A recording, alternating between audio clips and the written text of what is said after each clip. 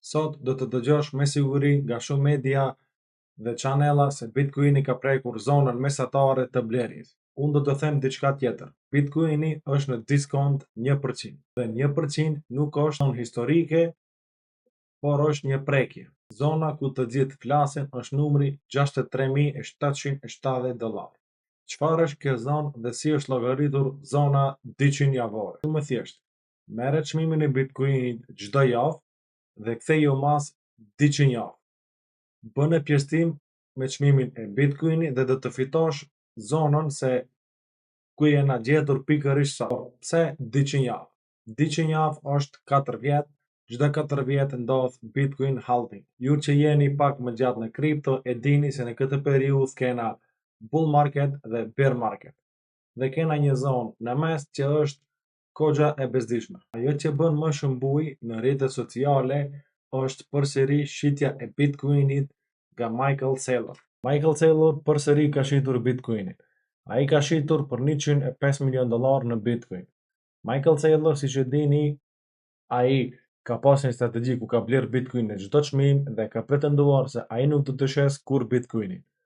Por lind pyetje pse ka shitur për momentin. E ka shitur, për ju që nuk e dini, Michael Saylor ka bler Bitcoin jo me paratë e veta, por me paratë e investitorëve që kanë investuar në kompaninë e tij. Ai u ka premtuar një fitim prej 10% çdo vjet dhe normalisht ai momentalisht do të shes Bitcoinin që të vë paguaj përqindjen që vë ka premtuar investitorëve. Dhe është normale se do të shes Bitcoinin, por kjo strategji momentalisht është edhe pak në humbje për arsye se ai e ka shitur Bitcoinin me humbje momentalisht. Ka pasur mundësi që të shes Bitcoinin shumë me fitime në çmim 110, 105, 120 $, por ai nuk e ka shitur, ai ka bler. Michael Saylor, siç e dini, ai është i çmendur me teknikën dollar cost average DCA dhe shumë njerëz e bëjnë meme për arsye se çdo herë e blen all time high. Dhe këtë herë kur ai duhet të blej Bitcoin, ai po shet me humbje për arsye se duhet i paguaj përqindjen e investitorëve që kanë investuar në kompanitë e tij.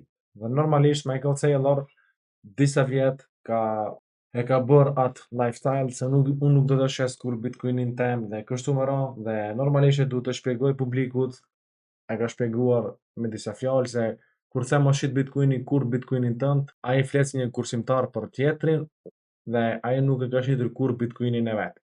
Asnjë satosh. Strategjia është një kompani publike portofoli im që në vitin 20, po Toshtaj mund të posedoj 50 Bitcoin personal dhe nuk ka lidhje ai do të shes 50 Bitcoin të vetën. Mund mos të shes asnjëherë ose 500 Bitcoin, por Michael Saylor posedon mbi 830 dhe 840.000 Bitcoin mos gabofsha fix. Dhe ai këtu bie kundërshtimi fjalët e veta që disa vjet i ka bërë që lifestyle.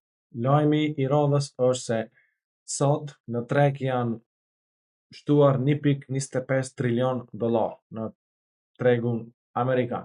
Dhe me njëherë tregu amerikan ka reaguar pozitivisht dhe mund të shohim se SP500 ka mbyllur all time high me një çmim për 7.736. Për ju që nuk e dini, SP500 është 500 kompanitë më të forta në Amerikë që janë në shtok. Dhe momentalisht e ka mbyllur çmimin $7.736.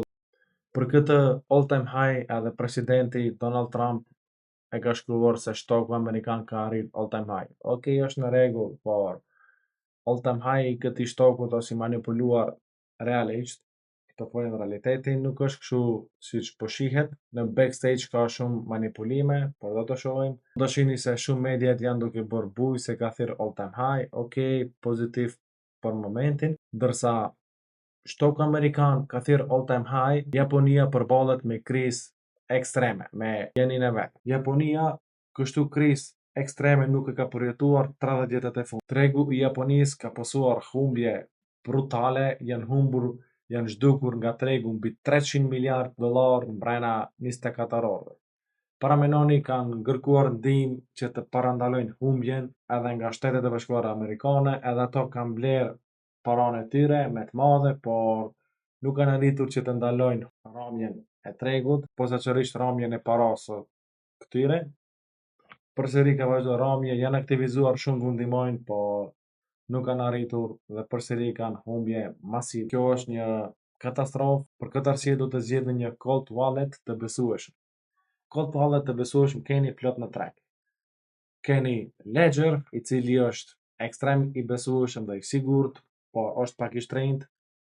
Keni Tangen Wallet, i cili momentalisht ka aksion ku nëse porositni Tangen Wallet dhe përdorni kodin kriptovalutash chip, do të keni zbritje 10% dhe do të fitoni po ashtu $20 në Bitcoin. Nëse porositni ose keni linkun ndër video, mund të blini edhe një Ledger, por duhet buxhet pak më shumë. Unë personalisht posedoj edhe Ledger edhe Tangen Wallet. Të dihet i posedoj, të dihet i përdori. Për mua personalisht Tangen Wallet është pak më i mirë se është më i thjeshtë për përdorim, por njerëzit që janë fillestar në kripto shumë i thjeshtë për përdorim, nuk duhet që të mbani mend fjalkalime e kështu me radhë të shkruana për fleta. Tangen Wallet e keni çdo sen me kartë. Jim Cramer thot se ai do të shes Bitcoinin për arsye se ai ka hyrë në një gjendje paniku dhe thot se Bitcoini mund të hakohet dhe ka shqetësime me informatikën kuantike.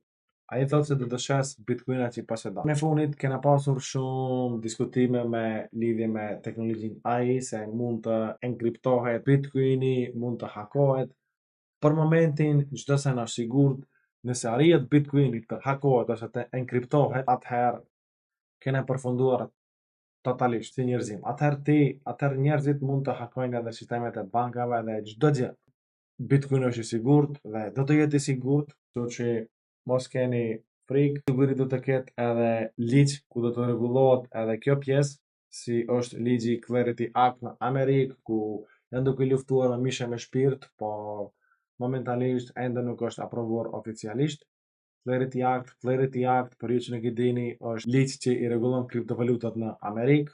Me ligjët e çdo sen do të ketë më pak skema mashtrimi, pump dhe dump, nuk do të ketë mundësi exchange-et të manipulojnë tregun siç e manipulojnë sot kur ato ta vendosin, por kjo është pozitiv kur do votohet se shumë kompani do të kenë ligj të qartë për investitorët, kurse sot ato janë investitorë, por nuk ka ligj që ka rregullator fiks. Por investitor nuk ka mbrojtje për investitor. Dhe për më në fund të shohim se sa likuidime kena pasur në treg në kripto. Në 24 orë nuk kena pasur likuidime shumë, por përsëri janë të likuiduar mbi $200 milion. Janë të likuiduar 64.000 tradera, $200 milion nuk është pak, por kena pasur likuidime ditë $3 miliard në 24 orëve, kena pasur likuidime për një orë $230 milion, kur sot janë për 24 orë. Bitcoin ETF mund të shohim është stabilizuar, kena pasur dje blerje, po ashtu edhe sot, dje kena pasur blizë $170 milion, është pozitiv. Të shohim Ethereum ka pasur shitje, nuk është në sen çudi. Mund të shohim në Solana, në Bitcoin ETF kena pasur shumë ditë ku nuk kena pasur asnjë blerje në Solana. Të shohim në Hyperliquidity moti, këtu ka blerje shitje, nuk është në sen për të habitur, 1.8 milion, kur gjë hiq. Dhe nëse ka arritur deri fundin e kësaj videos, patjetër ti bone like këtë video, abonohu në channel, bone subscribe, që të ndihmosh algoritmin YouTube. Faleminderit dhe mirë pafshim.